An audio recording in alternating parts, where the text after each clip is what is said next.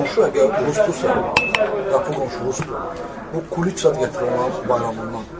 Sənə gətirir, kuliçilər var, belə. Nədir o? Pasxalar, pişirlər, yeməklər. Şirniyyətdə. Xristianski Pasxa, dini bayramlardır. Onların dini bayramıdır. Yəni bu onların bayramı ki, rəmz sayılır. Onu qəbul eləmirsən. Onu anam atam gətiribsə elə, onu necə eləyim? Onu götürüb atırsan itə. Aladma olar, belki falan kəsə verim, kasıba verim, ancaq götürüm atırım. Olar. Onu itə yedirsən. Cenazeniya tortsa belə şeylər. Hamısı gedir onların. İşlərin bayramı. Rafizlər var, deyir ki, 40-dır kiminsə, İmam Eysanı deyir, belə şeylər gətirirlər səni, halva zat. Heç bir şey yemirsən. Heç bir şeyi. Qəti şəkildə sadəcə hikmət işlədirsən fitnə ehtimal olduğu zaman.